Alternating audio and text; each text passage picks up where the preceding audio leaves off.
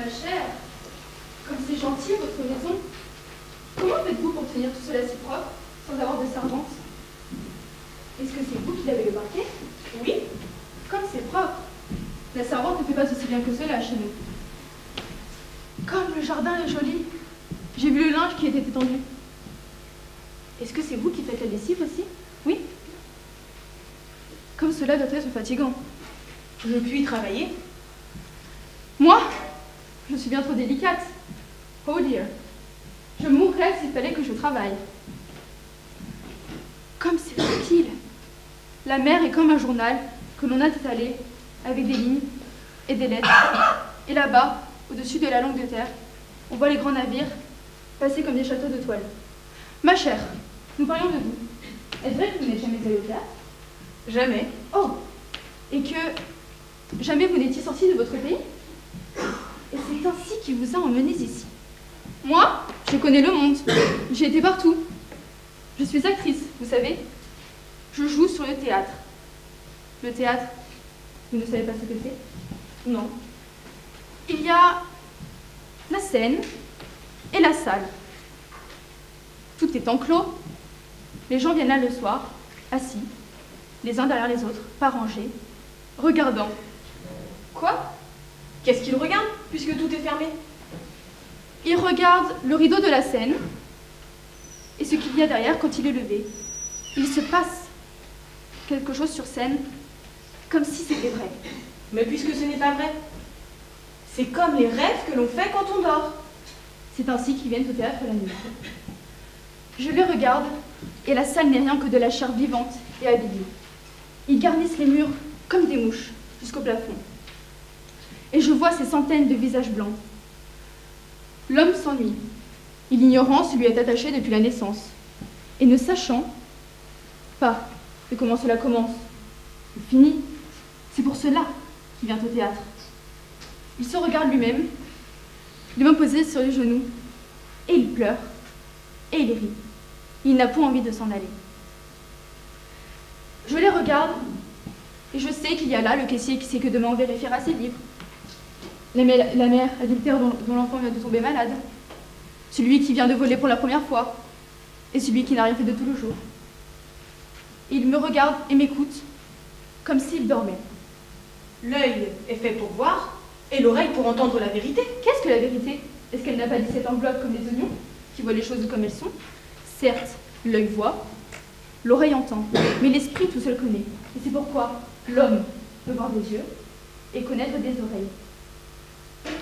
Et c'est pourquoi je me montre sur la scène. Est-ce que vous n'êtes point honteuse? Je n'ai point honte. Je me montre et je suis à tous. Ils me regardent et j'entre dans leur âme comme dans une maison vide. C'est moi qui joue les femmes. La jeune fille, l'épouse vertueuse avec une vanité sur la tempe, la courtisane trompée. Et quand je crie, j'entends toute la salle gémir. Comme ses yeux brillent. Ne me regardez pas ainsi fixement. Ma chère, je vous aime beaucoup. Pourquoi ne venez-vous pas me voir? Venez, j'ai quelque chose à vous dire.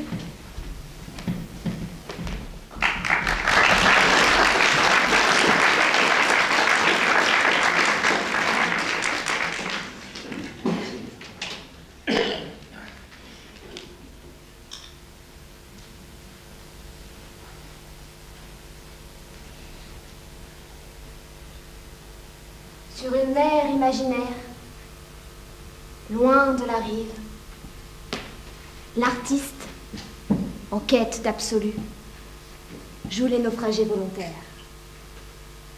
Il est là, sur une planche qui oscille sur la mer. La mer est houleuse et la planche est pourrie. Il manque de chavirer à chaque instant. Il est vert de peur et il crie « C'est merveilleux! C'est le plus beau métier du monde !» Et pour se rassurer, il chante « Maman, les petits bateaux qui vont sur l'eau ont-ils des jambes? Mais oui, mon gros bêta !» Et plouf, il tombe à l'eau. Il est rappelé à la dure réalité de la fiction. Lui, qui se voyait déjà en haut de l'affiche, Il se voit déjà en bas de la liste de ses chers disparus. Il a envie de crier « Un homme à la mer !» Mais comme l'homme, c'est lui, et que lui, c'est un artiste, et qu'il exerce le plus beau métier du monde, il crie « Et le spectacle continue !» Il remonte sur sa planche pourrie. Il poursuit sa quête de l'absolu.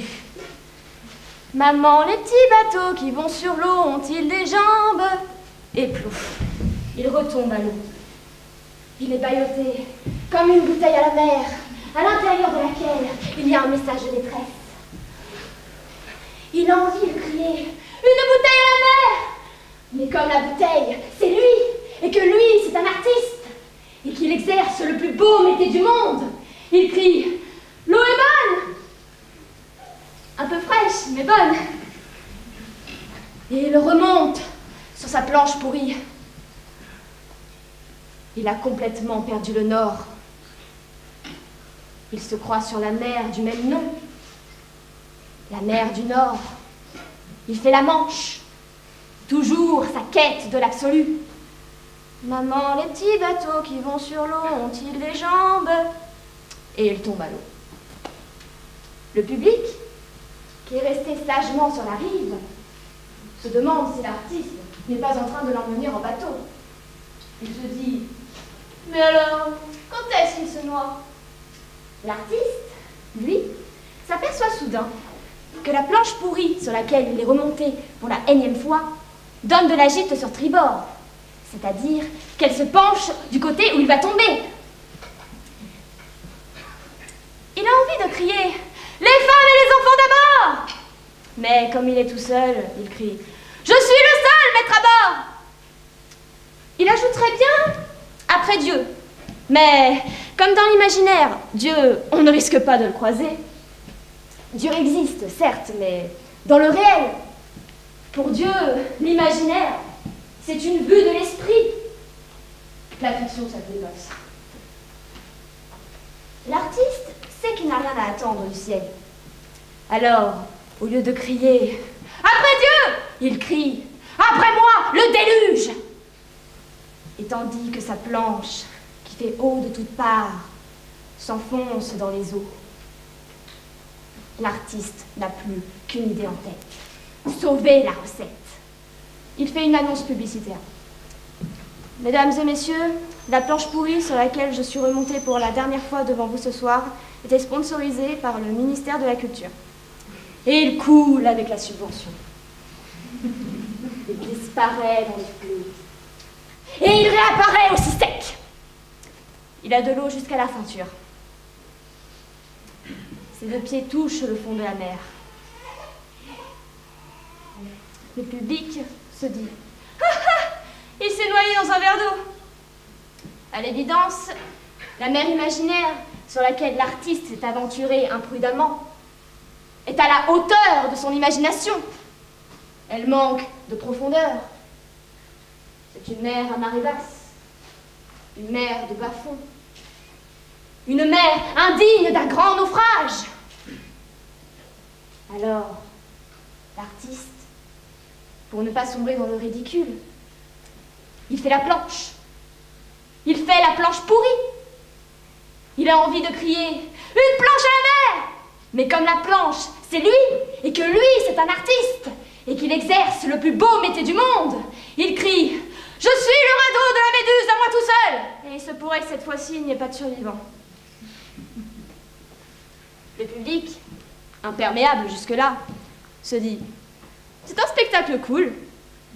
Pas de survivant, cela promet. Cela laisse entrevoir une fin heureuse. » Alors, après avoir crié « Bis !» il crie « Terre, terre !» Et c'est le miracle. Devant le public médusé, l'artiste transfiguré regagne la rive en marchant sur les flots et il se noie dans la foule.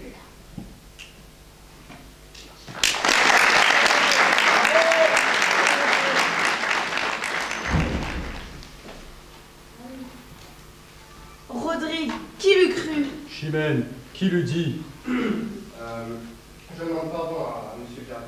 Qu'est-ce que c'est? Bien, ce sont ces messieurs-là qui vous a parlé à M. Pierre. Mais nous sommes en train de répéter. Vous savez pourtant bien que je vais avoir la paix pendant la répétition.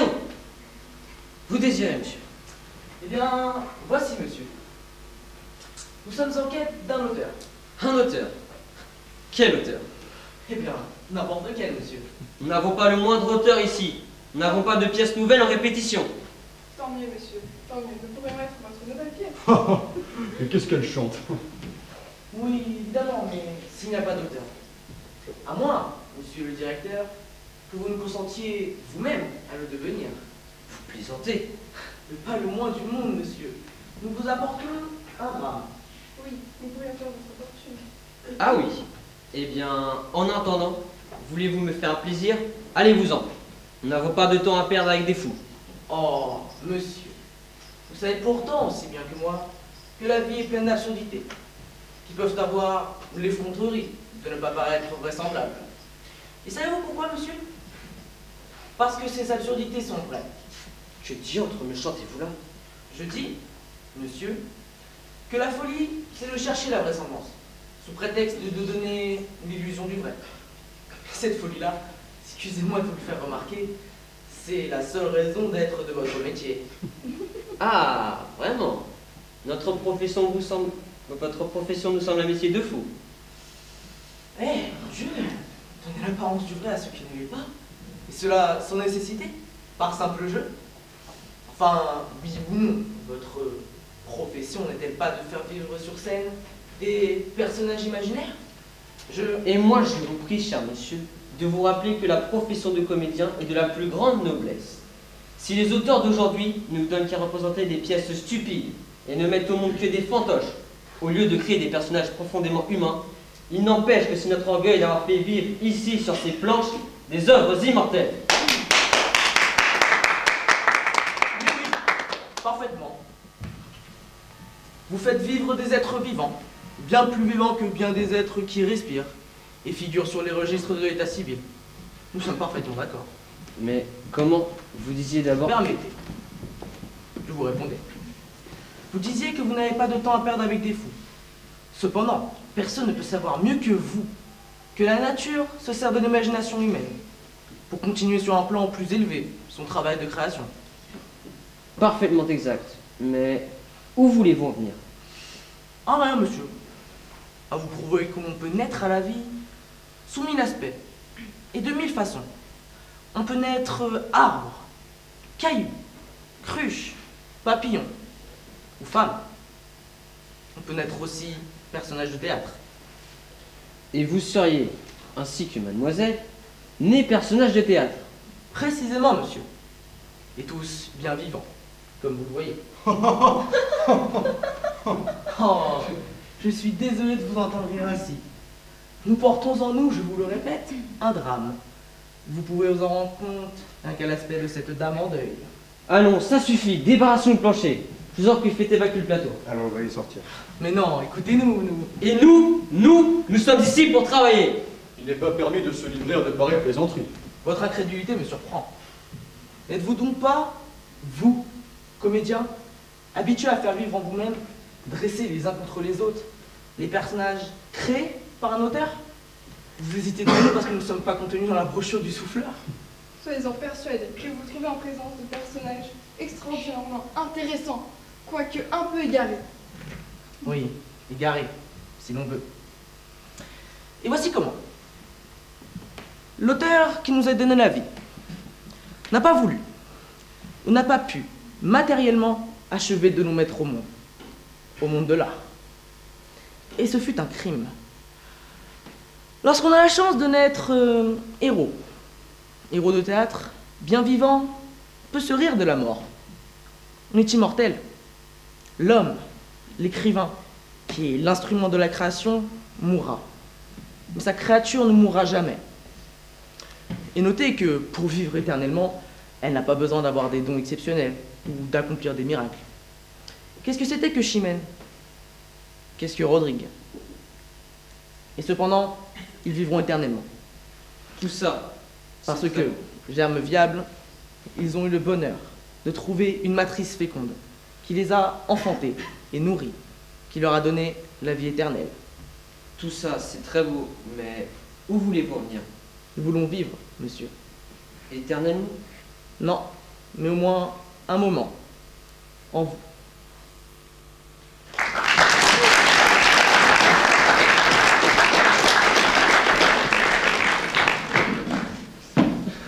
Le dédoublement de la personnalité, ça existe.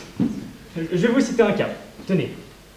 Je connais un critique qui est en même temps auteur, ce qui le met en tant qu'auteur dans une situation critique. Il a écrit une pièce qu'il a fait jouer. Et le soir de la générale, c'est lui qui était dans la salle pour en faire la critique. Comme il est sévère, mais juste, le lendemain, dans la presse, il s'est éreinté, il s'est littéralement traîné dans la boue. Quand l'auteur a lu sa critique, il s'est envoyé une lettre en disant qu'il n'avait rien compris à sa propre pièce. Et depuis, ils ne se parlaient plus. Quand ils se rencontraient dans une glace, ils ne se saluaient plus. Et puis, ils n'arrêtaient pas de s'envoyer des lettres d'insultes. En tant que critique, dit-il à l'auteur, vous écrivez comme un manche. Oh. En tant qu'auteur, répondait-il au critique. Critiquer, c'est facile. Mais écrire, c'est une autre paire de manches. Après s'être envoyé plusieurs lettres, il s'est envoyé une gifle. Mais oh, comme ce n'était pas un lâche, il se l'est rendu. Après s'être envoyé plusieurs gifles, quand il eut compris que, d'un côté comme de l'autre, c'était toujours lui qui prenait, il se dit « C'est trop bête ». Alors il s'est invité à déjeuner, tout seul, en tête à tête, et à la fin du repas, il s'entendait avec lui-même comme deux larrons en foire. À partir de là, il s'est appelé « Nous ». Nous allons écrire une pièce de concert, nous la ferons jouer, et nous la critiquerons de concert. C'est à cette époque-là que je l'ai connu. Un jour, qu'on sonne à ma porte, ma bonne, qui était à l'ouvrir, me dit « Il y a deux messieurs qui vous demandent. » Je dis « Deux messieurs ?» Elle me dit « Eh bien, il n'y en a qu'un, mais il me dit qu'ils sont deux. » Je dis « C'est eux, faites-les entrer. » Effectivement, c'était lui. Je dis « Qu'est-ce que vous prendrez ?» Il me dit 2 whisky. Quand j'allais à la cuisine préparer les whisky, j'entends des éclats de voix. Oh! Mais ce que c'est laid ici, mon cher! Oh, mais c'est d'un mauvais goût! Je reviens, je dis, vous me parlez? Il me dit, ah non, non, non, non, non, pas du tout. Nous discutions entre nous. Je dis, comment trouvez-vous mon appartement? Il me dit, moi, très bien. Mais il y en a qui ne peuvent pas s'empêcher de critiquer. Il en vient au but de sa visite. Il me dit, voilà, nous avons écrit une pièce à 2 personnages, et nous voudrions que vous la jouiez. Je dis qui? Il me dit vous deux. Je dis moi et qui? Il me dit vous et vous. Vous êtes comédien? Je dis oui. Il me dit alors vous vous dédoublez. Là, j'ai compris qu'il n'était pas simple. Je dis oui, oui, mais nous ne sommes pas libres en ce moment. Il me dit ah bon, mais qu'est-ce que vous jouez en ce moment? Je dis nous jouons les 2 orphelines. Il me dit ah, alors je regrette. Il s'est levé en se laissant passer devant et en se disant après vous, devant la porte, ça n'en finissait plus. Alors, je ouvre la porte à double battant et il est sorti l'un derrière l'autre.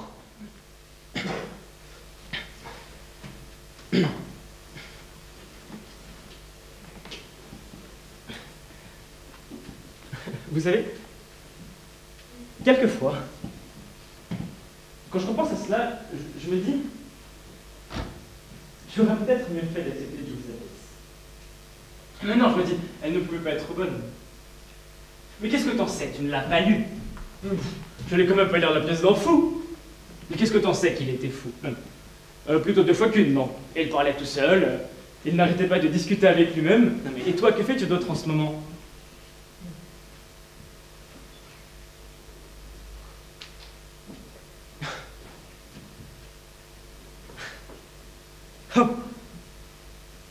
Ah, mais t'as raison. Oh, mais je ne suis qu'un sot. Oh, et puis doublé d'un bel imbécile.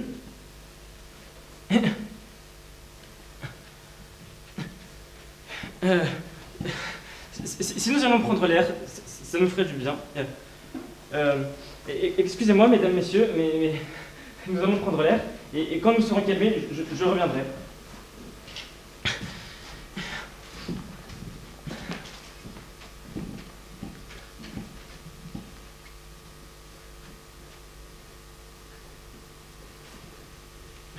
Vous voyez, des fois on se prend pour quelqu'un, alors qu'au fond on est plusieurs. Après vous, après vous, après vous, après vous, après vous, après vous, après vous.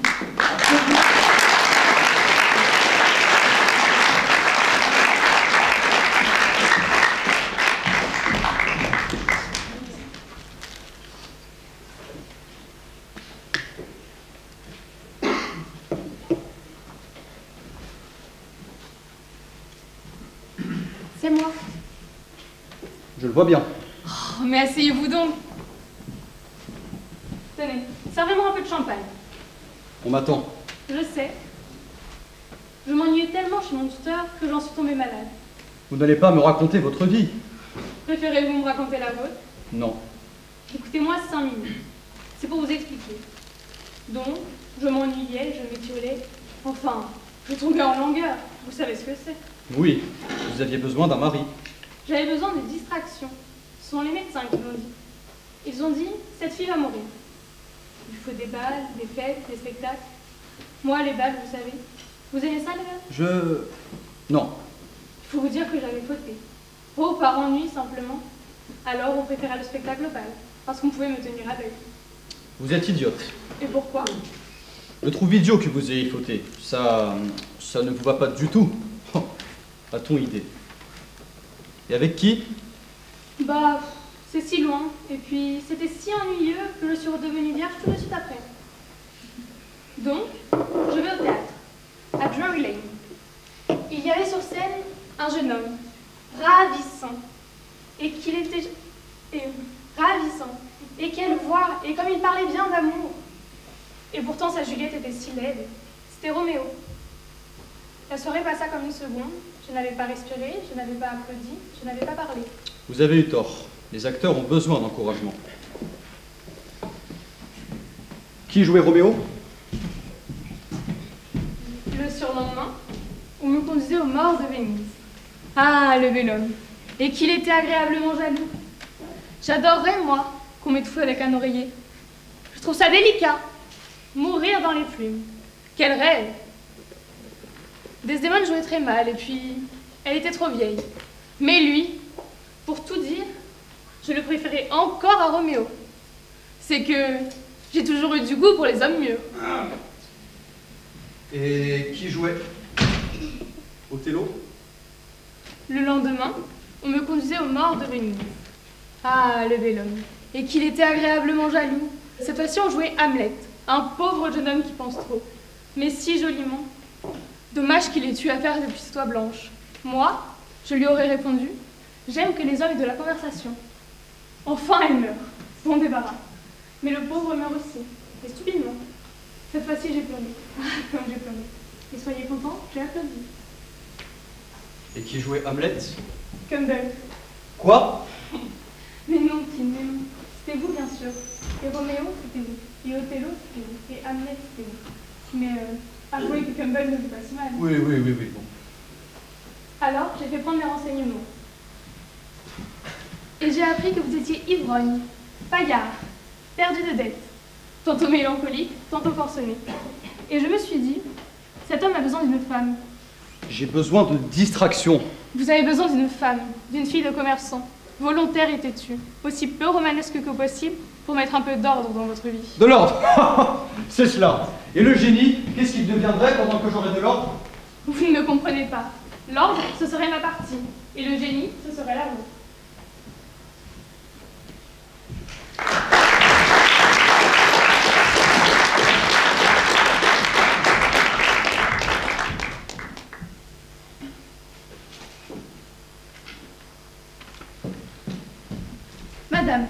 citerne vient d'élimer le fourrage. C'est tronc, sourcils bien.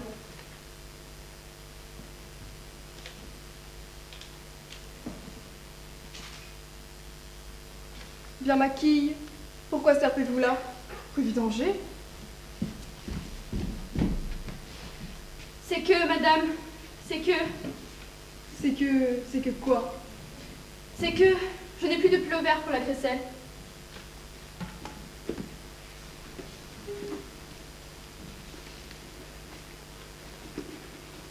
Gloussé, voici 5 Gaulois.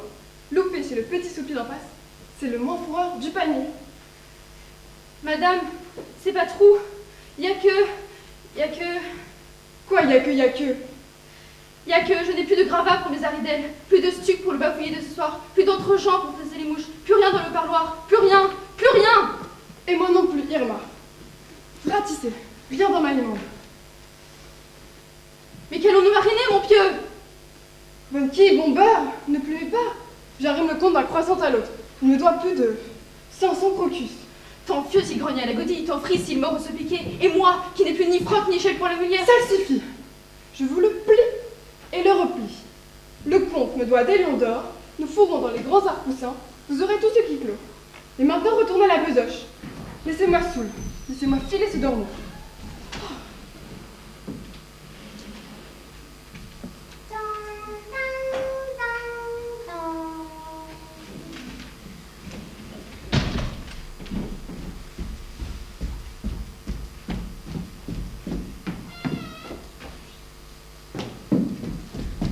C'est Madame de Perlumineuse. Je prie bien Madame de Perlumineuse. Quelle grappe faites grossir.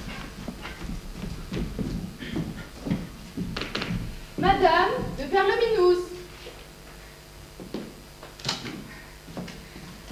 Cher, très cher Peluche. Depuis combien de galets? Depuis combien de trous?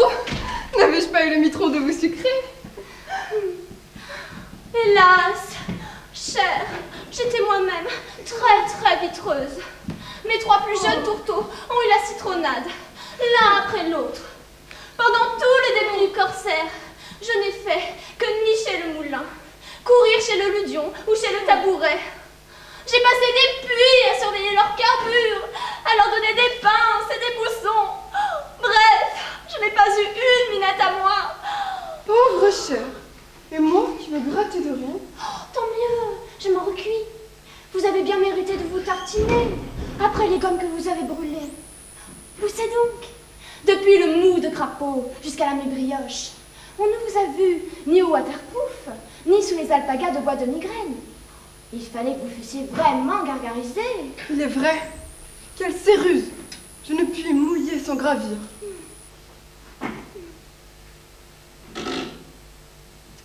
Alors, toujours pas de praline? Aucune. Pas même un grain de riflard? Pas un. Il n'a pas daigné me repiquer depuis le flot où il m'a zébré. Quel ronfleur! Mais il fallait lui racler des flamèches! C'est ce que j'ai fait. J'en ai raclé 4, 5, 6 en quelques mots.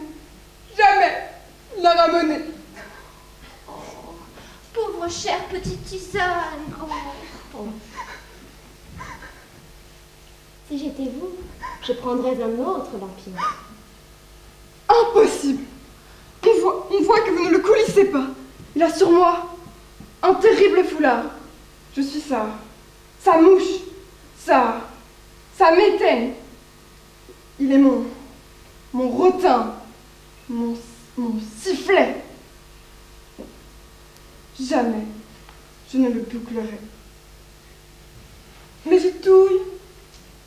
Vous follerez bien quelque chose? Une cloche de Zoulou, le doigt de loto. Merci, avec grand soleil.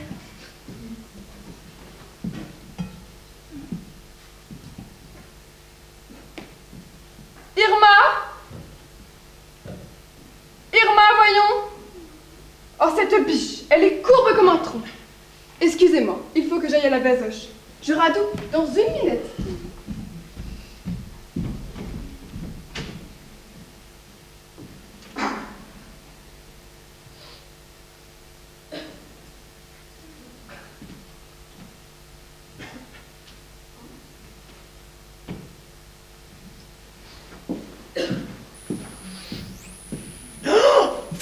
Ma pitance! Ciel, mon zébu! Adalgonze. Quoi? Vous ici? Comment êtes-vous bardé? Mais bon, par la douille! Et vous bardez souvent ici? Mais non, mais mon ami, ma palme, mon bison. J'espérais vous raviner. C'est pourquoi je suis bardé. Je me suis... Il suffit!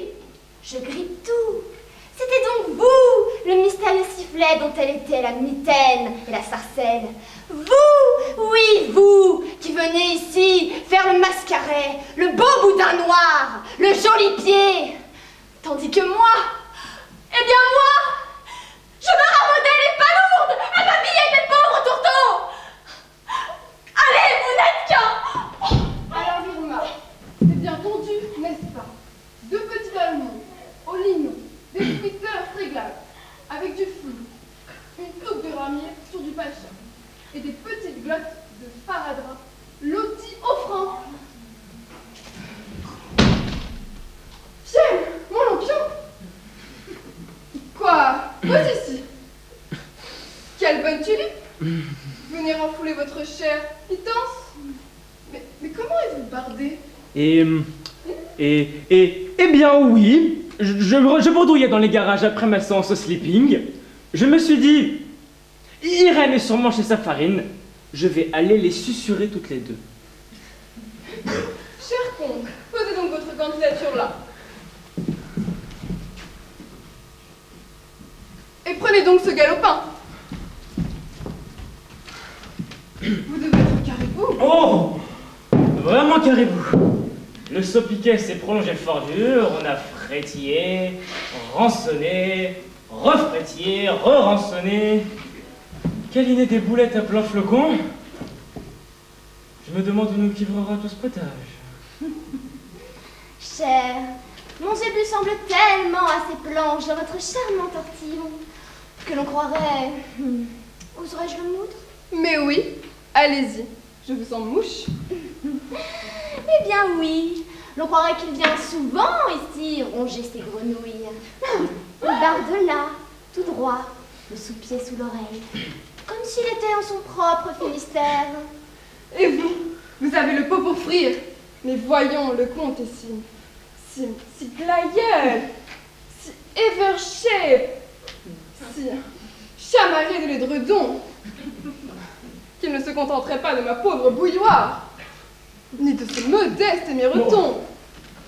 Ce miroton est un bavoir qui restera pour moi toujours plein de punaises, cher ami. Bast! Il y a bien d'autres bouteilles à votre râtelier, n'est-ce pas, cher comte? Mais que voulez-vous frire? Comment? Ne dit-on pas qu'on vous voit souvent chez la générale Mitropoulos et que vous sarclez fort son pourpoint, en vrai palmier du Moyen-Âge? Mais nul sous pierre, pas le moindre poteau dans ce coquetier, je vous assure. Ah ouais!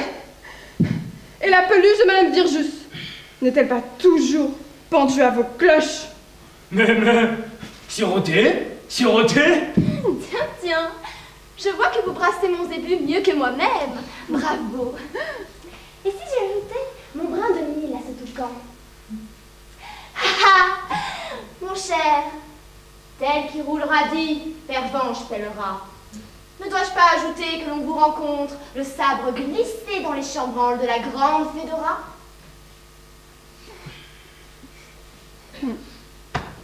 Ah, ça. Vous aussi, ma cocarde. Il n'y a pas de cocarde. Allez, on sait que vous paumez avec les bretzel. Comment? Avec cette grande corniche? Ne serait-ce pas plutôt avec la baronne de Marmite? Comment? Avec cette petite bobèche? À votre place, monsieur, je préférerais la vieille popote qui fait le lutin près du pont-bœuf. Mais c'est une transpiration. C'est une véritable transpiration. Monsieur, vous n'êtes qu'un sautoir, un fil, un serre-mollet, Mieux dur, un baldaquin, un panier de Marmite, un ramasseur de quilles. un fourreur de pompons. Allez repiquer vos limandes et vos citronnelles. Allez, j'ai des escarpins sur leurs mandibules. Allez. C'est bon. Je croupis. Je vous présente mes garnitures. Je ne voudrais pas vous arrimer. Je me débouche. Je me lave.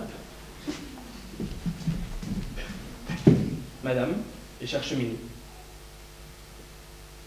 ma pater. Adieu. Et à ce soir. Les triquions? Ma chère, nous allons tortiller. Tenez, voici justement Irma. Un peu de footing. Vol au pot! 2 doigts de loto. Oh, 1 ou 2. un seul, s'il vous plaît.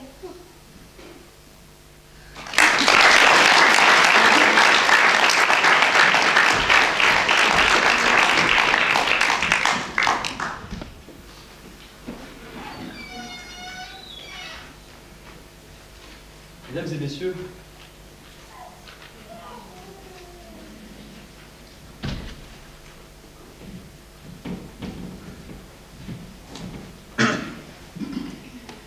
mesdames et messieurs, excusez le côté cérémonieux,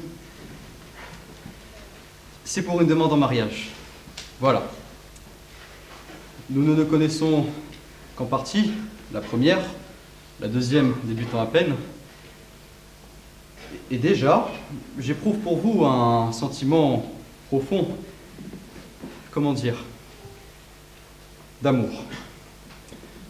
Votre brillante intelligence, votre extrême sensibilité, votre charme. Bon, je ne parle pas de votre beauté.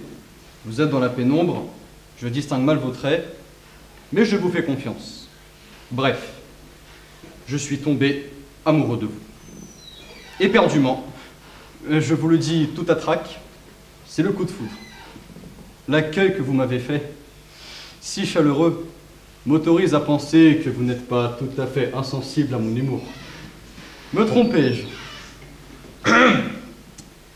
En conséquence, j'ai l'honneur de vous demander de m'accorder vos mains.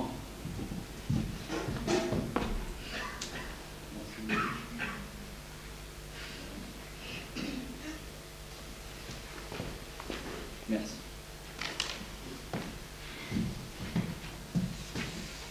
Passons tout de suite à la cérémonie. Je me pose tout d'abord la question rituelle. Toi, le comique. Moi? Oui, toi, le rigolo. Consens-tu à prendre pour public l'assemblée ici présente? Je réponds d'une voix ferme. Oui. Bon, vous, l'assemblée, l'adorable assemblée, je mets toutes les chances de mon côté. Consentez-vous à prendre pour comique le rigolo ici présent? 3 éventualités. 3 éventualités. Si l'assemblée répond non, l'artiste a intérêt à supprimer ce sketch de son répertoire. Si l'assemblée ne répond pas, l'artiste peut toujours dire, pour s'en sortir, ne répondez pas tout de suite. Réfléchissez, prenez votre temps, nous avons encore une deuxième partie devant nous. Le comique, c'est sérieux, et il s'agit de se distraire ensemble pendant toute une vie. Cela peut ne pas être drôle tous les jours. Si l'assemblée répond oui, comme un seul homme, ce qu'il faut souhaiter. Oh là! Attendez! Mais pas si vite! Il faut réfléchir avant de répondre. Le comique, c'est sérieux. Il s'agit de se distraire ensemble pendant toute une vie. Cela peut ne pas être drôle tous les jours. Quant à ceux qui n'ont pas dit oui, je suis sûr qu'ils ne le pensaient pas, puisqu'ils n'ont pas dit non. Je nous déclare donc unis par les liens du comique, pour le meilleur et pour le rire. Il ne me reste plus qu'à me donner à vous en spectacle.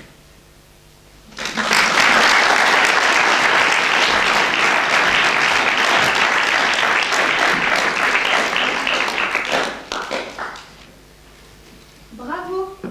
Tu lui dis juste bravo, c'est tout. Je ne te demande pas de te répondre en compliment. Je te demande juste de lui dire un petit bravo. Attention, qui sonne quand même. Pas appuyé, d'accord, mais qu'elle ne soit pas obligée de te faire répéter. Je ne peux pas.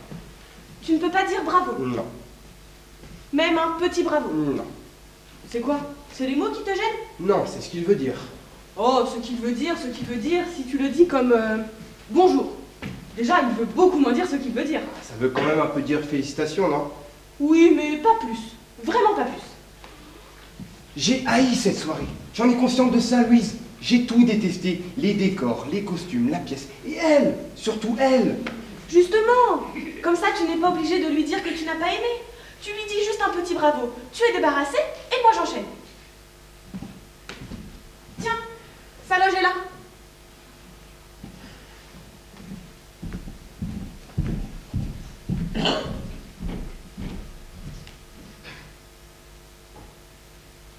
Je ne peux pas. Jean-Claude, tu as vu où elle nous a placés? Au 6e rang d'orchestre, au milieu de tous les gens connus. On n'est pas célèbres, nous. On est même le contraire. Elle a fait ça pour nous faire plaisir. Mais je n'éprouvais aucun plaisir. C'est bien pour ça que je ne demande pas de lui dire merci. Là, d'accord, merci pour avoir un petit côté hypocrite. Surtout si tu t'es beaucoup ennuyé. Mais bravo, franchement, c'est rien. Un sourire, même pas un demi-sourire. Une lèvre qui se retrouve sa tête. Je te dis que je n'y arriverai pas. Alors, dis-le 2 fois. 2 fois? Oui, bravo, bravo. 2 fois, ça glisse tout seul. On ne se rend presque pas compte qu'on l'a dit. Ça file. C'est un peu comme oh pardon. Quand tu dis oh pardon à quelqu'un, tu n'as pas l'impression de réclamer une absolution pour ta faute. Non, c'est une petite phrase qui t'échappe. Et pourtant, le type sur qui tu viens de renverser ta bière, et qui a envie de t'égorger, en t'entendant dire oh pardon, ça plaise aussitôt. Comprenant que ce n'est pas un goujat qui lui a attaché sa veste, mais un homme bien élevé. Et il le devient à son tour en te répondant je vous en prie. Phrase dont lui non plus ne saisit pas bien le sens. Sinon l'idée de se courber main jointe devant toi en priant lui ôterait toute envie de la prononcer. Et pourtant il l'a dite. Et vous vous séparez sans insulte ni guerre, presque amis, prouvant que 10 000 ans de civilisation n'ont pas été vains, puisqu'ils ont réussi à remplacer chez l'homme le réflexe de l'égorgement par celui de la courtoisie. Et c'est pour ça, Jean-Claude, que j'aimerais que tu dises un petit bravo à Simone, juste pour qu'elle ne croie pas que mon mari est échappé à la civilisation. Est-ce que tu comprends? Qu'est-ce qu'il te prend parler comme ça sans t'arrêter? On vient d'entendre ta sœur pendant presque 3 heures parler. J'ai cru mourir. Et toi maintenant tu t'y mets? Non mais c'est une histoire de fou. C'est contagieux. Si tu dois continuer, dis-le-moi tout de suite. Parce que je te préviens, avec toi ce ne sera pas comme avec Simone. Je sors, je fous le camp de ce théâtre et je ne reviens pas. Tu entends, Louise? Je ne reviens plus jamais. Je suis à bout. Tout ça parce que je te demande d'être poli avec ta belle-sœur. Et parce qu'elle a été polie, elle, sur scène. Parce que c'est de l'art, c'est poli. Parce que c'est classique, c'est poli. Parce que ça rime, c'est poli, c'est ça? Tu n'es quand même pas en train d'expliquer que Racine est mal élevée. Ta sœur m'a torturé, Louise. Tu entends? Torturé pendant toute la soirée. Tu es au courant, j'espère, qu'au Japon, la grandeur suprême pour le samouraï blessé à mort est de dire bravo à son adversaire. C'est un mauvais exemple. Je rêve. Dommage.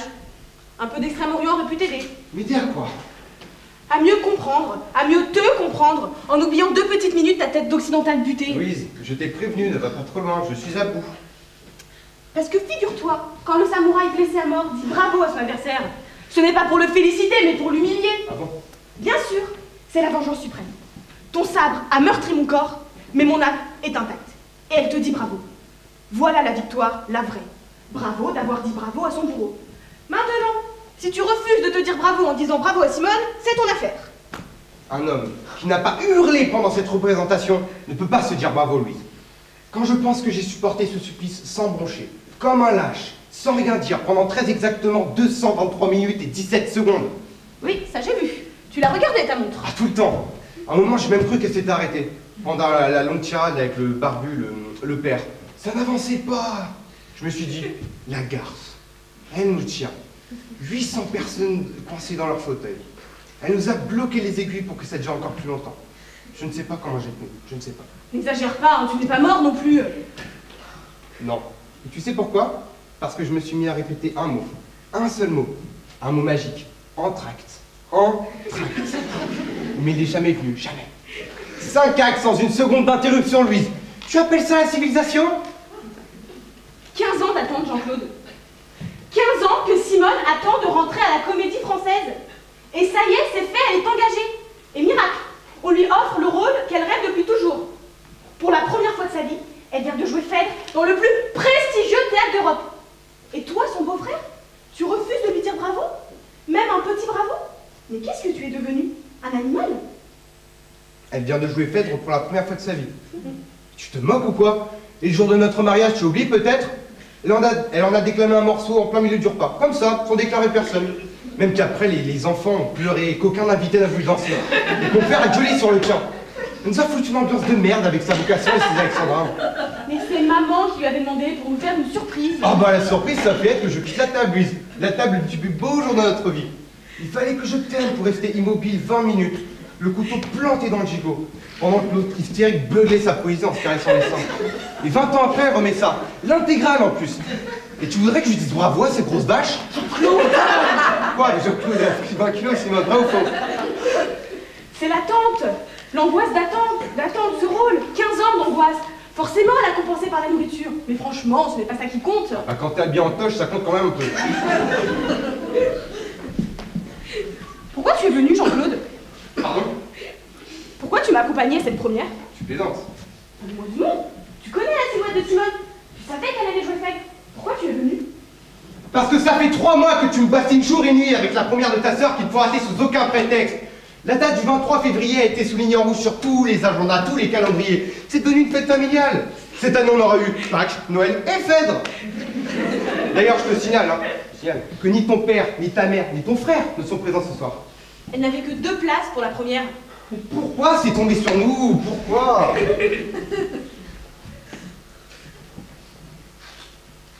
Et oh! Oh? Oui! Est-ce que tu peux lui dire oh? Elle sort de sa loge. C'est toi qu'elle verra en premier, j'en suis sûre. Tu la serres aussitôt dans tes bras et tu lui dis oh.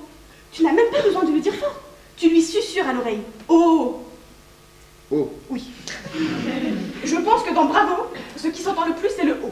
Les autres lettres sont pour ainsi dire inutiles. Tu as entendu à la fin de la pièce? Les gens applaudissaient en criant Bravo! Vo! Vo! C'était surtout le oh qui résonnait. Avec un petit rien de vo! Vo!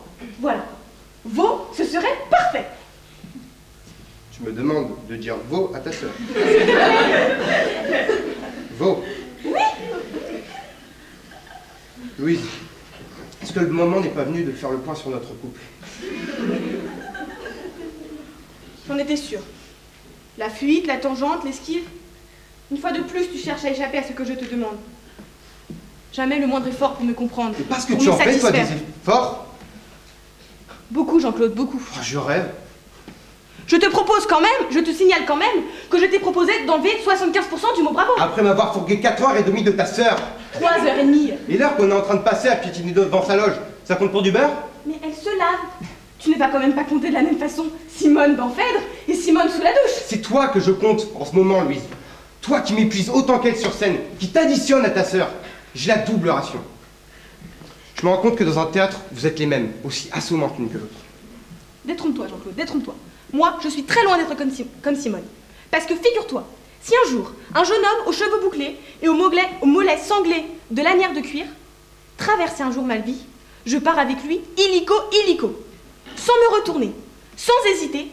Je file avec Hippolyte à Skiathos, à Mykonos, à Skopénos, où il voudra, hein, et je te laisse là, toi et ton cerveau de Solacanthe. Oh.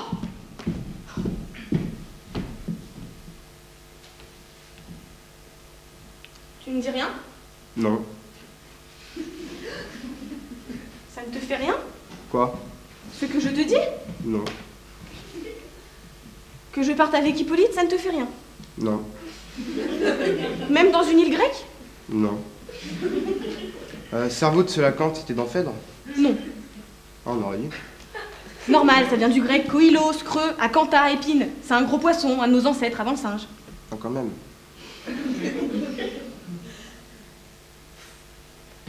Pardonne-moi.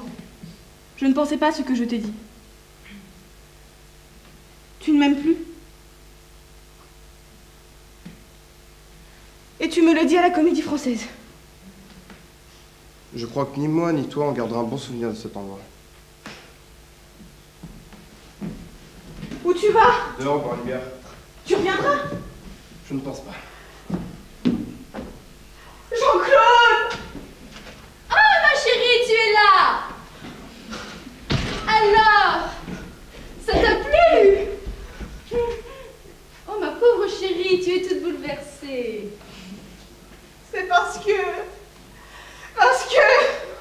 Parce que votre effort aux femmes. Non. C'est Parce que c'est bouleversant de voir sa sœur applaudie pendant 20 minutes. Jean-Claude m'a quittée. Ton mari? Oui. Quand il t'a quitté? Là, maintenant, il est parti. Avant la fin de la pièce? Non. Oh, tu me fais peur. Jean-Claude! Mais c'est incroyable, ma chérie. Jean-Claude te quitte lors de ma première de Phèdre.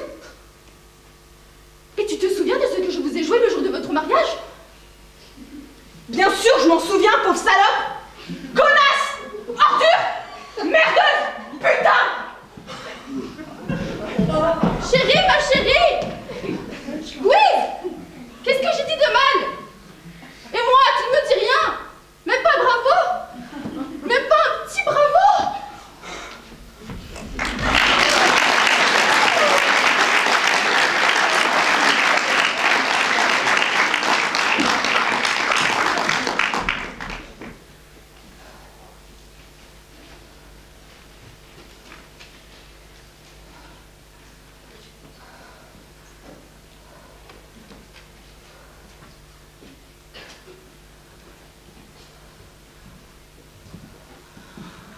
Heures.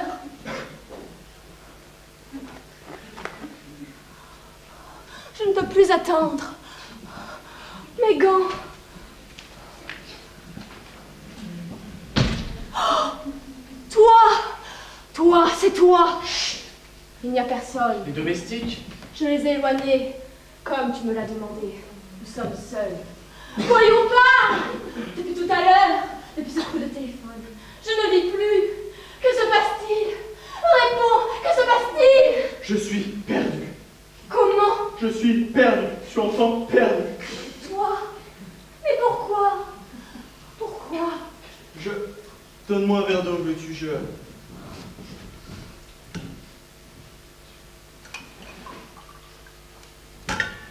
Tiens.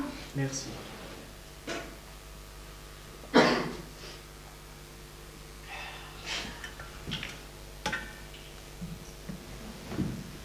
Ah, ma pauvre femme. Ma pauvre femme. Parle, je t'en conjure. Parle, qu'y a-t-il? Il y a que demain, mon conseil d'administration se réunit. Et puis qu'il s'apercevra que 375 000 francs manquent dans la caisse de la société que je dirige. 375 000 francs? Mais pourquoi manque-t-il? On les a pris. Malheureusement. Et qui les a pris? Qui? Tu connais le voleur? Non, vraiment, ça n'est pas possible. Toi? Toi, c'est toi qui as... Oui. Et pourquoi? Pourquoi tu fais cela? Ah, pourquoi? J'avais en bourse des renseignements que je croyais sûrs. On m'avait assuré que le papier du syndicat des fumées industrielles ne pouvait que monter. J'en ai pris, j'en ai trop pris. Oui, enfin, tu as joué. À la hausse. Et c'est la baisse qui est venue, entraînant avec elle une armée sinistre de différences qu'il m'a fallu payer. Et que j'ai payé. Avec l'argent de la caisse? Hélas. Et alors? C'est tout. Voilà où tu en es. Toi, tu as... Volé. Quelle horreur! Qu'est-ce que tu vas faire? Il n'y aurait qu'une seule chose à faire. Rembourser cette somme. Malheureusement, c'est impossible. Pardon, c'est au contraire parfaitement possible. Tu as 375 000 francs? J'ai mes bijoux. Cher enfant, je ne peux pas t'imposer ce sacrifice. Un sacrifice? Non. Mais tu veux rire? Je serais vraiment la dernière des dernières si seulement je pouvais hésiter. J'ai mes bijoux. Tu vas les prendre, les vendre et remettre à la caisse ce que tu as pris. Impossible. Pourquoi donc? Trop tard. Non, il n'est pas trop tard. Pourvu que tu aies l'argent demain, c'est tout ce qu'il faut. Et à défaut de marchand, n'importe quel mont de piété te remboursera cette somme. Non. Comment? Mon collier de perles vaut à lui seul 420 000 francs. Et mes boucles d'oreilles, et mes bagues, et mon pendentif. Il y en a au moins pour 900 000 francs. Non, Tu sais aussi bien que moi qu'il y en a au moins pour 900 000 francs. 500 francs, exactement. Hein? Et bien payés. Mes bijoux? Ils sont faux. Quoi? Ils sont faux. Depuis quand? Depuis que j'ai dû faire changer les vraies perles pour des fausses. Tu as fait cela? Oui, l'hiver dernier. Tu étais alors dans le Midi avec ta mère. Des renseignements pourtant sérieux m'incitèrent à jouer, non pas à la hausse comme ces jours derniers, mais à la baisse. On parlait alors de guerre, tu te souviens? Oui. Et puis c'est la hausse qui vint, m'accablant de pertes considérables. Je dus payer, je songeais alors à tes bijoux et... Tu me les as volés? Je me suis servi, voilà. D'ailleurs, ne me les proposais-tu pas à l'instant? La question n'est plus là. Certes, tu as eu tort. Tort? Mais c'est monstrueux, inouï. Alors, je n'ai plus rien. Si, les montures. Que maman avait donc raison. Plus grave, ne me parle pas de ta mère. Tu trouves que je ne suis pas déjà assez malheureux? Eh bien, et moi? Moi aussi. Oh, mes bijoux, plus rien.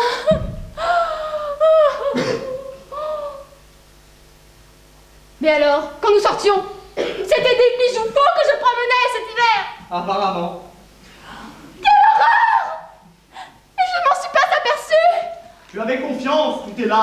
Si seulement mes actionnaires pouvaient encore avoir confiance, rien ne serait perdu. Malheureusement, ce n'est plus le cas. Pauvres gens. Tu les plains? De tout mon cœur. Ah, fille! Ah, toi! Mais qu'est-ce qui te prend? Un voleur! Mon mari est un voleur! Et ma femme une sans cœur! Mais inutile de récriminer plus longtemps. Oui, je suis un voleur, un misérable, tout ce que tu voudras. Et c'est pourquoi je vais disparaître. Tu veux te tuer? Non! Je vais disparaître de Paris cette nuit. Filer et tâcher de me refaire une existence ailleurs. Et moi, tu vas m'abandonner? Veux-tu que je reste? Seulement, je te préviens, demain, je serai arrêté. Alors, tu me laisses? Sans argent, sans rien? Que veux-tu que je fasse? Voilà où nous en sommes.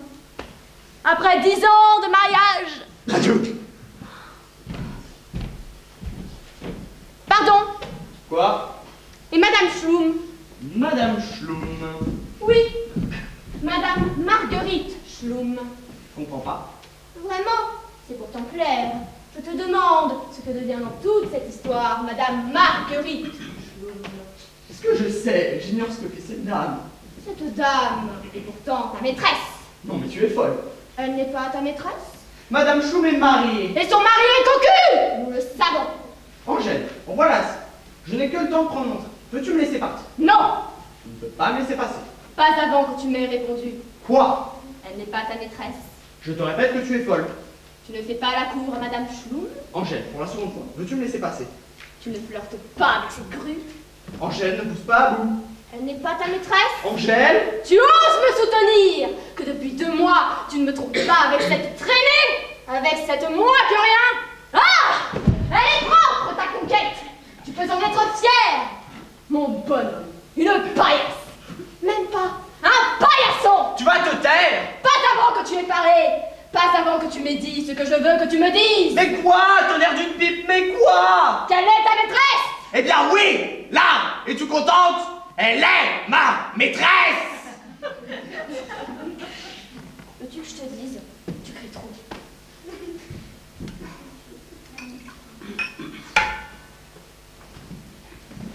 Moi je crie.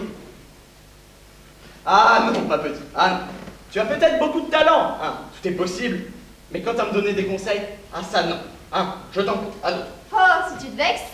Je ne me vexe pas, mais tu oublies un peu vite qu'il y a 1 an à peine, tu n'étais qu'une petite débutante. Une rien du tout. Une rien du tout. Du moins au théâtre. Je t'ai donné des leçons, tu en as profité, j'ai pu te faire engager parce que tu es ma femme. C'est très bien, mais halte là, hein, pas de conseils. Je crie trop.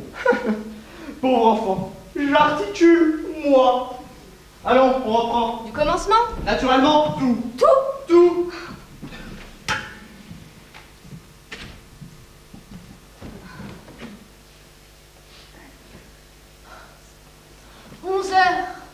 Je ne peux plus attendre. Eh bien, c'est à toi. Jamais de la vie, ce n'est pas moi qui parle le premier. Si, quand tu entres. Ah bon? Eh bien, entre. Et ton vêtement? Mon vêtement? Oui, ton vêtement, ton chapeau. Répétons-nous ou ne répétons-nous pas? Alors, mets ton manteau et ton chapeau. Allons, on reprend. Du commencement? Naturellement, tout. Tout. Tout.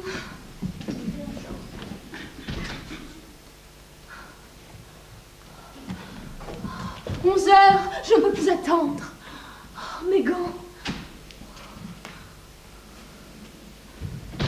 Oh, toi, c'est toi. Chut, il n'y a personne. Les domestiques? Je les ai éloignés comme tu me l'as demandé, nous sommes seuls. Voyons pas, depuis tout à l'heure, depuis ce coup de téléphone, je ne dis plus. Mais c'est facile. Pas si vite. Quoi? Pas si vite. Ce n'est pas dans le texte. Je le sais très bien. Je te dis de ne pas parler aussi vite. Je n'ai pas parlé plus vite. Tout à l'heure, ça allait très bien, tu m'as rien dit. Tout à l'heure, ça n'est pas maintenant. Je n'ai pas parlé plus vite. Tu es juste furieux parce que j'ai dit que tu criais. Sacré buse. Prends serein. Quoi? Peux-tu répéter, oui ou non? C'est assommant. Enfin, reprenons. Du commencement? Naturellement, tout. Tout. Tout. 11 heures. Je ne peux plus attendre. Oh, mes gants.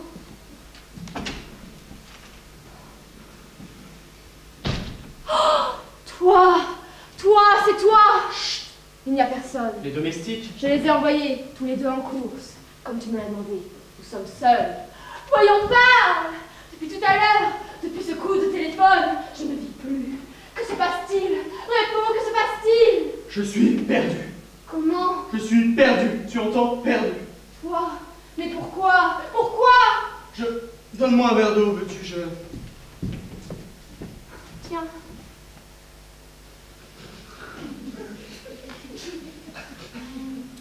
Viens quand tu voudras. Quoi? Me donner les verres d'eau. Je te l'ai donné tout à l'heure. Répétons-nous ou ne répétons-nous pas? On répète. Alors si on répète avec les accessoires. Inutile de hausser les épaules. On travaille ou on ne travaille pas. Je ne connais que ça. Ne pleure pas, et voilà ton verre d'eau. Ça n'est pas la réplique. Tu interromps tout le temps. Quel fléau. Toi, tu feras mieux d'écosser des petits pois au lieu de t'acharner à faire du théâtre. Et toi, tu as beau dégainer Antoine. Je comprends qu'il n'ait jamais voulu t'engager à l'Odéon. Ah, tu as le toupet de parler d'Antoine. Ah, certes, je ne suis pas son école à celui-là. Et si j'étais à sa place, enfin bref, passons. Oui, passons. Si tu veux. Eh bien, pourtant, une fois, il a fait quelque chose de très chic, Antoine. Quand ça? Quand il t'a foutu à la porte. À la porte? Il n'a pas voulu de moi. Pourquoi? Parce que mon audition était mauvaise. Et pourquoi est-ce qu'elle a été mauvaise, mon audition? À cause de toi. Tu me donnais la réplique. Fallait voir. Tu avais l'air d'un prestidigitateur qui rate ses tours. Et toi, tu avais l'air de rien. Tu entends? De rien. Tu personnifiais la nullité profonde. Capotin. Pauvre dame. Idiot. Dis donc, c'est fini, oui. Il m'embête. Et voilà. Il en est ainsi toutes les fois au travail.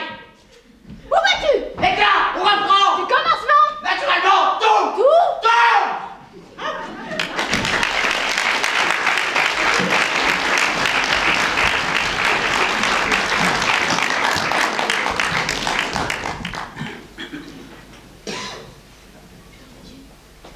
La force du mime. Avant, je faisais du mime. Je mimais celui qui me fume une cigarette. Alors, ça donnait ceci.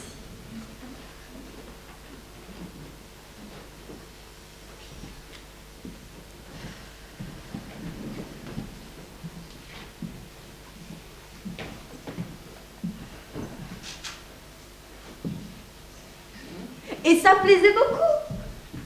Alors les gens criaient une autre. J'en mimais une autre. Et j'arrivais à mimer mes 6 ou 8 cigarettes dans la soirée. Avec les rappels. Et un jour, le directeur m'a dit, ce soir, mettez le paquet.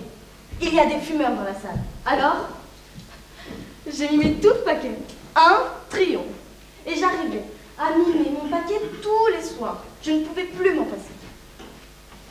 Quand j'ai commencé à mimer la toux, j'ai arrêté. Je n'allais pas me mimer la santé. Ah, le pouvoir du mime.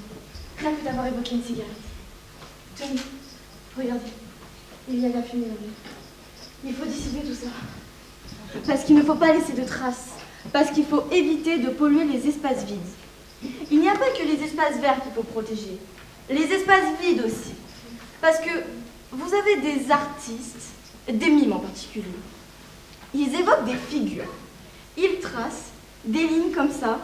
Et une fois que c'est terminé, ils saluent et ils sortent. Et ils laissent toutes ces formes fictives flotter comme ça dans l'atmosphère.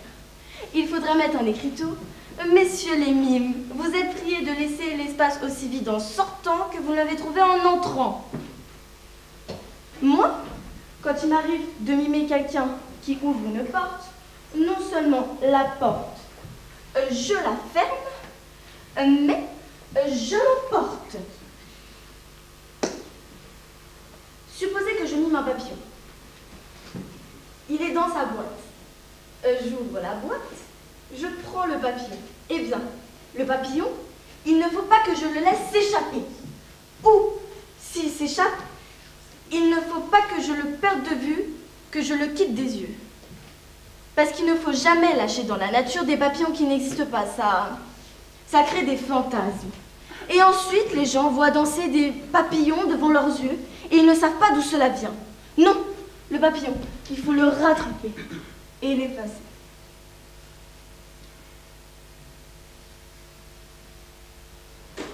Voyons maintenant, quelle mascarade, quelle danse aurons-nous pour passer ce long siècle de 3 heures de s'écouler entre l'après-souper et le coucher? Où est l'intendant de nos plaisirs? Quelle fête nous prépare-t-on?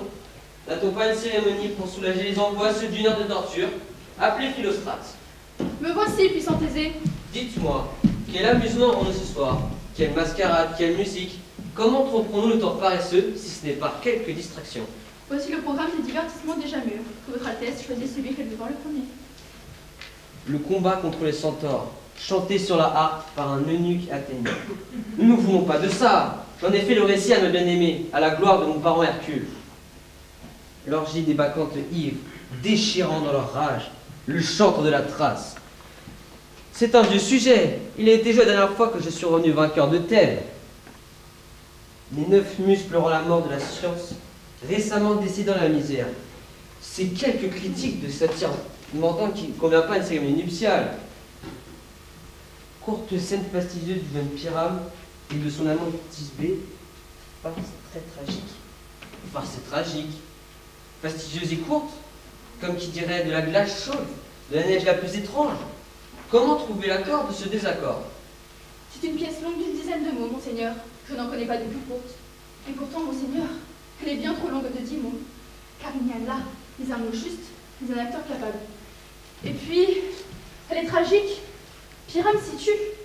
Ce qui, à la répétition, je dois le confesser, m'a donné des larmes aux yeux.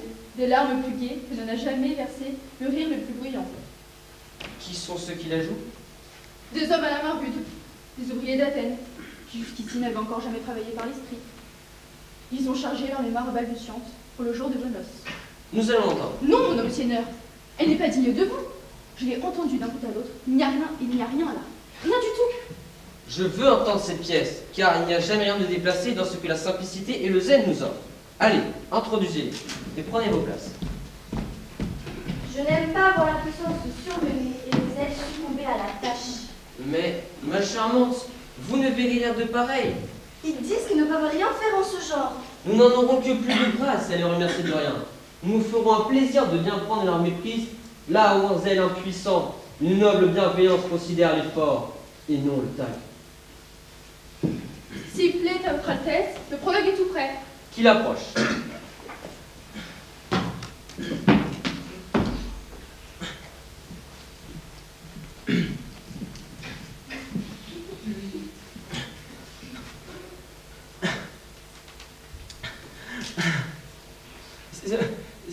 Si nous déplaisons, c'est avec intention de vous persuader que nous venons, non pas pour déplaire, mais bien avec l'intention de vous montrer notre plus simple savoir-faire. Considérez donc que nous ne venons qu'avec appréhension et sans nulle idée de vous satisfaire. Nous ne sommes pas ici pour vous donner des regrets. Nous ferons tous nos efforts pour vous charmer. Les acteurs sont tous prêts et par le jeu vous apprendrez tout ce que vous devez apprendre. gaillard-là ne s'arrête pas à la ponctuation. Il a monté son prologue comme un poulain sauvage, sans savoir l'arrêter. Bonne leçon, monseigneur. Il ne suffit pas de parler, il faut bien parler. Oui, vraiment, il a monté son prologue comme un enfant du flageolet. Des sons, mais pas de mesure. Son speech a été comme une chaîne embrouillée. Rien n'y manquait, mais tout était dans le désordre. Qu'avons-nous ensuite?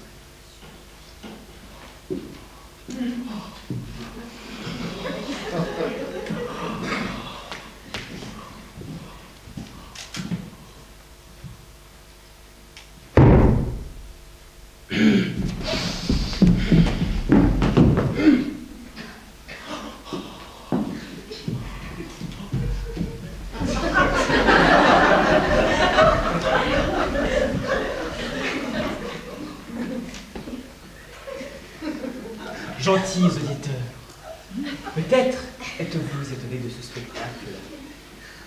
Restez-le donc, jusqu'à ce que la vérité vienne tout expliquer.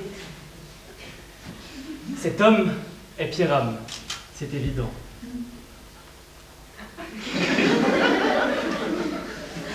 Cette belle dame est Thisbé, si vous voulez le savoir.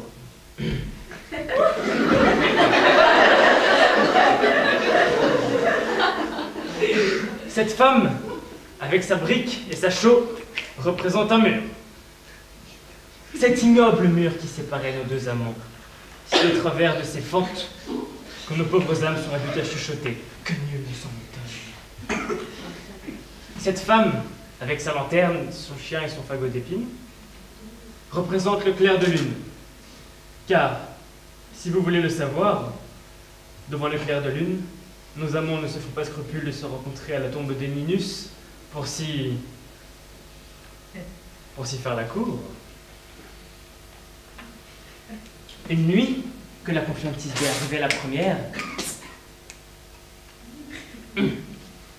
cette affreuse bête qui a un lion!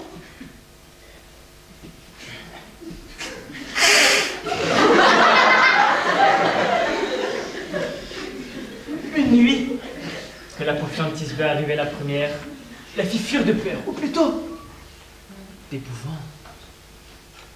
Alors qu'elle se sauvait, Thisbé laissa tomber sa mante, que cette infâme bête souilla de sa dent sanglante. Bientôt arrive Pyrame, charmant jouvenceau, très grand. Il trouve le cadavre de la mante de sa belle. Sur quoi, de sa sanglante et coupable lame, il embroche bravement son sein, dont le sang bouillonne. Thisbé, qui s'était attardé à l'ombre d'un mûrier, prend la dague et se tue. Pour tout le reste, le lion, le mur, la lune et les deux amants, vous le raconterons tout du long, lorsqu'ils seront en scène.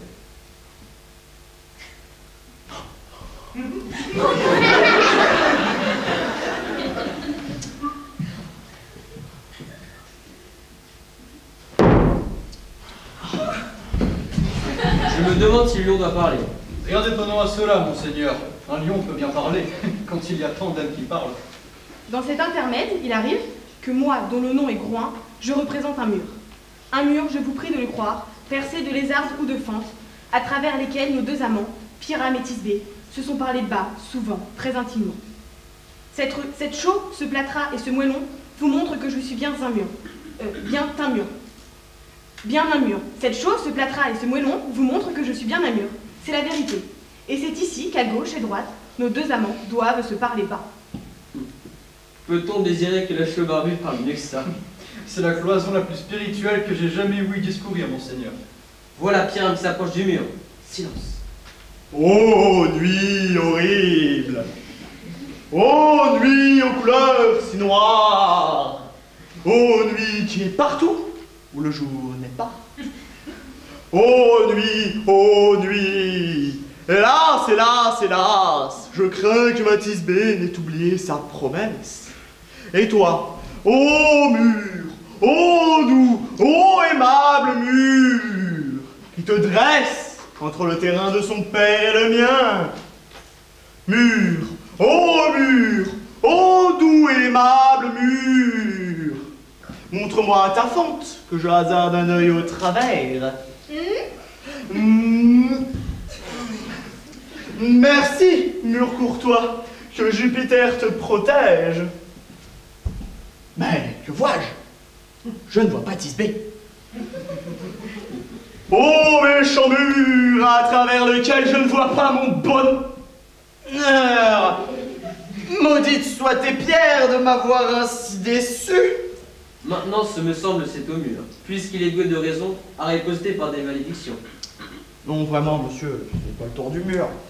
Après ces mots, m'avoir ainsi déçu, vient la réplique de Tisbé. C'est elle qui doit paraître. Je dois aller à travers le mur. Vous allez voir, ça va se passer exactement comme je vous ai dit. La voilà qui arrive.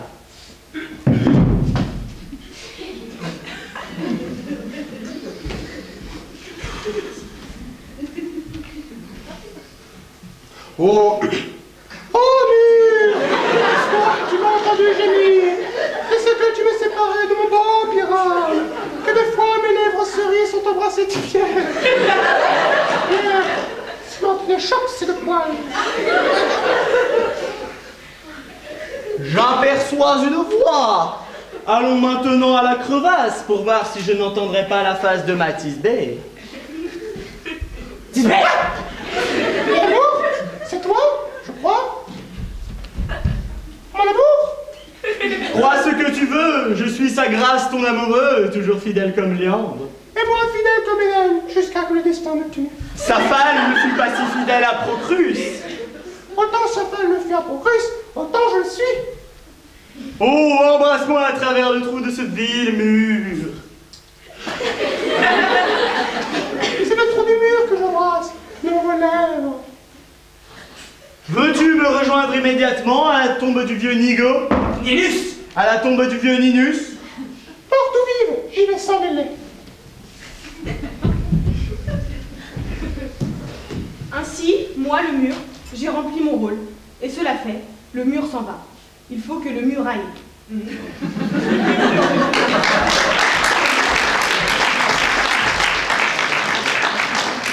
Maintenant, le mur qui séparait les deux amants est là-bas. Pas de remède à ça, monseigneur, quand les murs ont des oreilles. Mais voici deux nobles bêtes, une lune et un lion.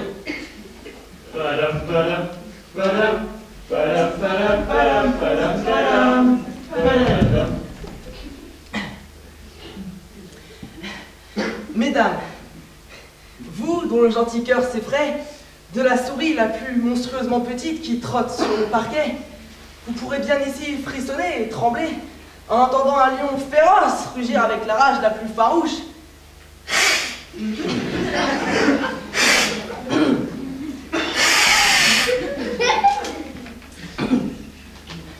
Sachez donc que je suis Étriqué le menuisier.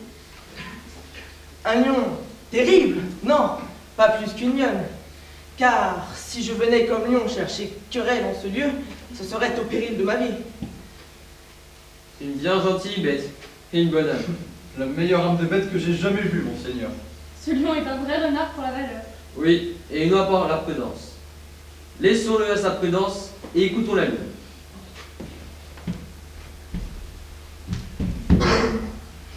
Cette lanterne vous représente la lune et ses cornes. Il aurait dû porter les cornes sur sa tête. Ce n'est pas un croissant, c'est une pleine lune, où les cornes sont invisibles. Cette lanterne vous représente la lune et ses cornes. Et moi-même, je suis censé l'homme que l'on voit dans la lune. Cette lune-là m'ennuie. Je demande un changement de lune. À en juger par son peu de lumière, elle est sur son déclin. Pourtant, par courtoisie et en toute équité, laissons-lui prendre son temps.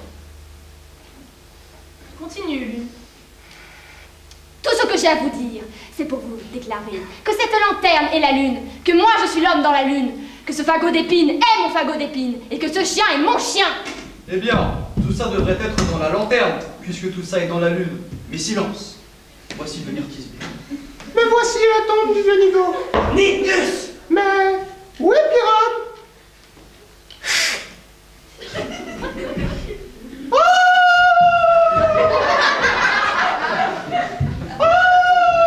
Bien rugi, lion. Bien couru, Tisbé. Viens lui, lune, la lune lui de fort bonne grâce. Bien griffé, lion. Et sur ce, Voici Pyrame qui vient. Et la lune s'éclipse. Douce lune, merci de tes rayons solaires. Merci, lune, de briller maintenant avec tant d'éclat, car la clarté dorée de tes torrents lumineux, j'espère savourer la vue de la très fidèle Thisbé. Mais arrêtons, ô douleur. Mais regardons, pauvre chevalier. Yeux, voyez-vous, est-il possible? Quel malheur affreux! Ô poule mignonne, ô chère, et quoi ta menthe, la meilleure, teinte de sang? Oh, approchez, furie cruelle, ô parc, venez, venez, tranchez le gros fil de mes jours, frappez, écrasez, achevez, massacrez-moi!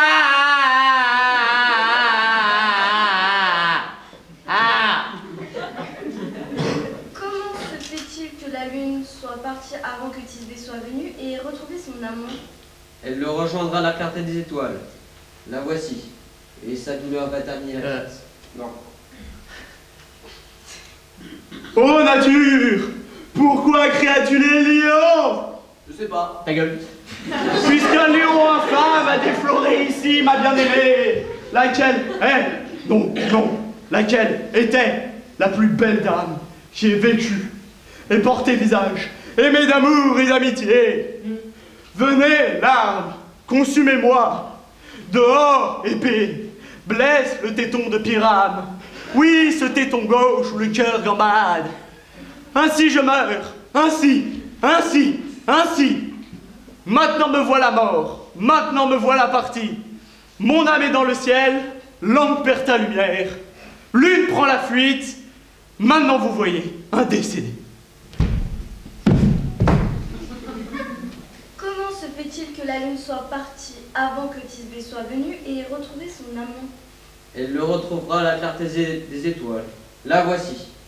Et sa douleur va terminer la pièce. À mon avis, elle ne doit pas avoir une longue douleur pour un pareil Pyrame. J'espère qu'elle sera brève. Qui vaut mieux de Pyrame ou de Thisbé? Un fétu ferait pencher la balance. Elle l'a déjà perçu avec ses beaux yeux-là. Et voici qu'elle va gémir. Écoutez. Endormi, mon amour? Quoi? Mort, mon tourteau? Tourtereau! Quoi? Mort, mon tourtereau? Oh, Pyrame, lève-toi, lève-toi! Parle, tout à fait muet. Mort.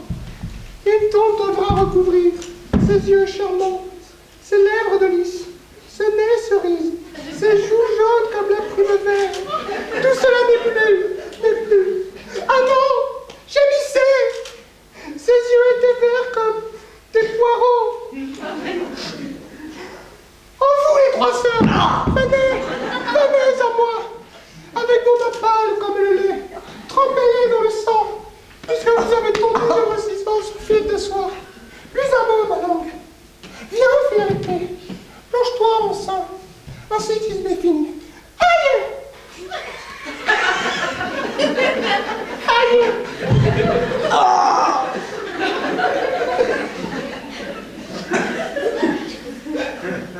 Le clair de lune et le lion sont restés pour enterrer les morts. Oui, et le mur aussi.